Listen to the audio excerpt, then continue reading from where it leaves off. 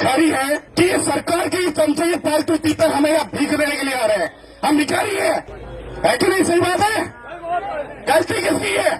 हमारी है, हमारी है कि जो हमारे बीच में रह करके, हमारे बीच में हमारी आवाज बन करके, पीड़ित मजलूमों की आवाज बन करके जो आवाज उठाते हैं, जो लोग जो न्याय की बात करते हैं, उनको हम कभी आगे नहीं पहुंचाते। उनकी टांग किसे करते हैं, टांग किसे करते हैं उनकी। लेकिन जो हमारे जूते मार रहा है, जो हमारी सरेआम हत्या कर देते हैं, हमारी बहन बेटी के साथ बलात्कार करते हैं, उन्हें हम संसद विधानसभा पहुंचाने का काम करते हैं। एक ये जो साथी पीछे लोग खड़े हैं, ये प्रशासन बार बार आपसे उलझने की कोशिश करेगा, आप लोगों के बीच में माहौल खराब करने की कोशिश करेगा। हमें शांत रहना है, प्रशासन से उलझना नहीं है किसी भी हालत में, ये ध्यान रखने की बात है।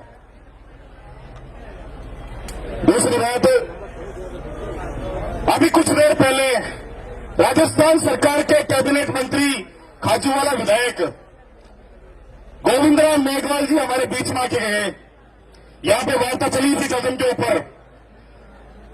गोविंदराम जी ने पीड़ित परिवार को 10 लाख रुपए की देने की घोषणा करने की बात कही कि 10 लाख रुपए पीड़ित परिवार को आर्थिक सहायता के तौर पे हम देंगे, या सरकार की तरफ से देंगे। जैसा भी मैं एक बात पूछना चाहता हूं, हम भिखारी हैं कि ये सरकार की चमचे पालतू तीतर हमें यहां भीख देने के लिए आ रहे हैं?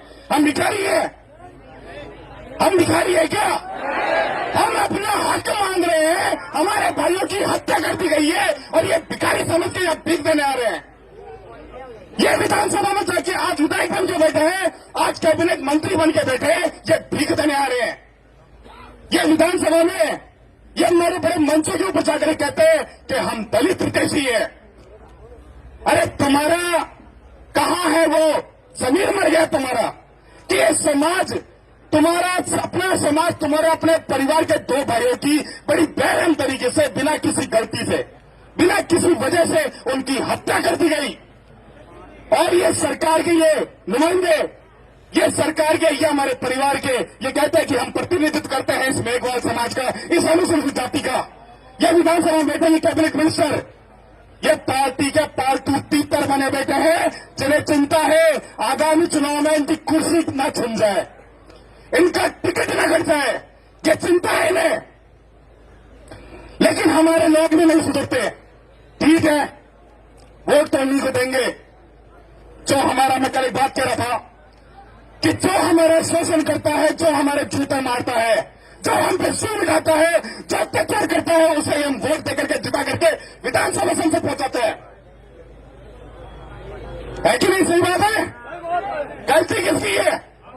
हमारी है, हमारी है कि जो हमारे बीच में रह करके, हमारे बीच में हमारी आवाज बन करके, पीड़ित मजलूमों की आवाज बन करके जो आवाज उठाते हैं, जो लोग जो न्याय की बात करते हैं, उनको हम कभी आगे नहीं पहुंचाते। उनकी टांग किसे करते हैं, टांग किसे करते हैं उनकी।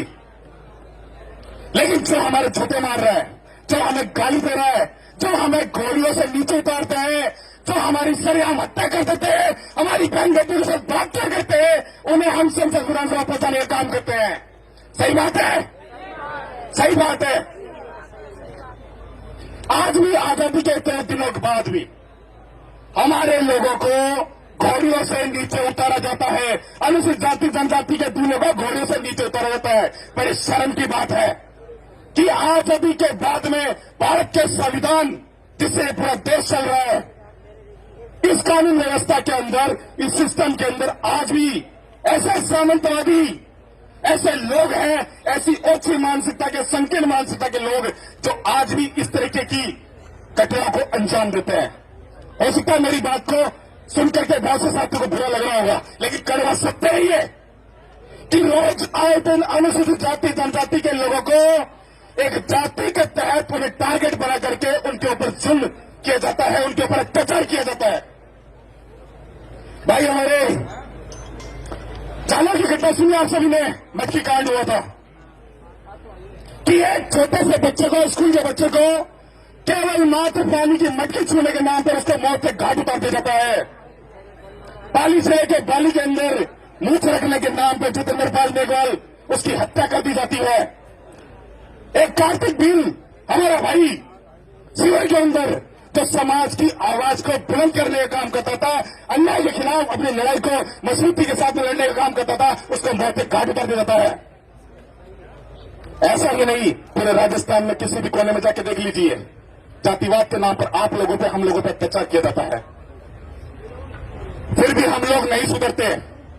फिर भी हमारा जो वोट है, इस संविधान ने हमें जो सबसे बड़ी ताकत दी है, जिससे भी उनकी हम बात करते हैं, बाबा साहब की बात करते हैं, उनके द्वारा दिए गए संविधान में, उनके द्वारा दिए गए जो अधिकार है, आज बाबा साहब के द्वारा जो वोट का अधिकार दिया गया, उसका हम सही उपयोग नहीं कर पा रहे हैं।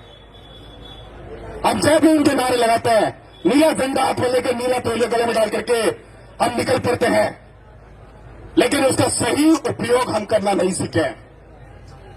यह आंदोलन किसी एक जाति का नहीं है, यह आंदोलन किसी एक जाति का नहीं है, यह सर्व समाज के लोग हैं।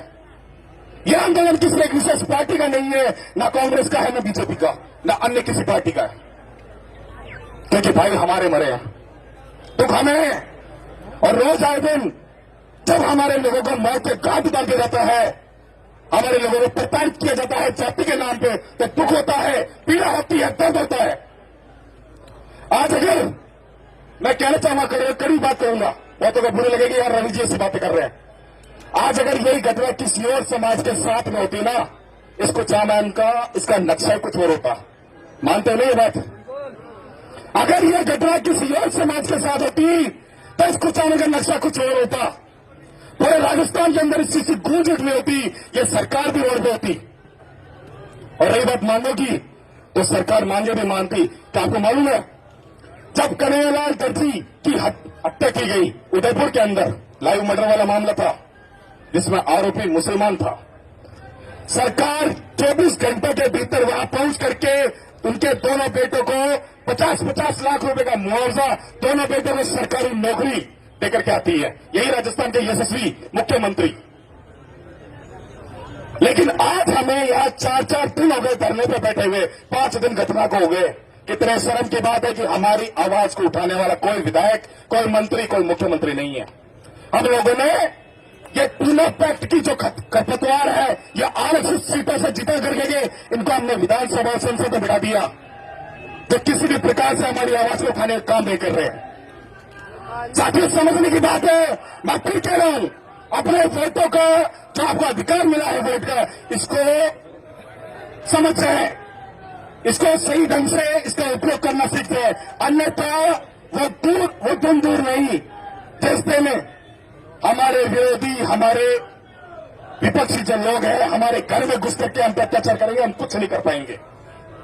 क्योंकि आज और आपका और हमारा जो वजूद है, वो केवल संविधान की बदौलत है। आज आप और हम जो स्वाभिमान के साथ जो जिंदगी जी रहे हैं, वो स्वाभिमान की बदौलत है। एक बात कहना चाहूंगा मैं, जो कमेटी जनता के साथी है, तो यह बैठे ऐसे साथी लोग, प्रशासन से बंद कमरों में वार्ता बंद कीजिए। प्रशासन से, सरकार से बंद कमरों में वार्ता बंद कीजिए। अब जो बात हो जजन पे हो, सबके सामने हो, सही बात है। जो भी वार्ता हो अब शासन पे हो, बहुत हो गई अंदर वार्ता। क्या वार्ता हो रही अंदर, क्या वार्ता हो रही अंदर? कभी कोई अंदर जा रहा है, कभी क्या है। हम ठीक है, कमेटी का सम्मान करते हैं, लेकिन कमेटी को हम एक बात चेताना चाहते हैं, आप जो वार्ता कर लिए प्रशासन को बाहर बुलाइए। ये सरकार के नौकर है, ये सरकार नौकर है, ये जनता के नौकर है। ये जो सरकारी जो नौकर है, ये जनता के नौकर है। ये जनता के बीच में आकर के फैसला करे, जनता के बीच में आकर वार्ता करे। क्यों बंद कमरों में बात हो रही है? हमारा आदमी मरे, दुख है हमें इसका। और कोई भी साथी गंदी राजनीति ना करें, अन्यथा मुंह काला करके घर भेज दिया जाएगा। ध्यान रखिएगा इस बात को। हम स्वाभिमान के साथ में इस आंदोलन को सफल बनाना चाहते हैं कि 5 दिन से लगातार ये जो इस घटना को हो गए, 4 दिन से धरना चल रहा है, ऐसी कोई लिपापोती हम नहीं चाहते। पीड़ित परिवार है, उसको न्याय की जो न्याय की बात है, उसको न्याय मिलना चाहिए। ऐसा नहीं कि यहां 0% रिजल्ट मिले और सभी लोग घर पहुंच जाए, ऐसा ना हो। ये ध्यान रखने की बात है सभी साथियों को। धन्यवाद।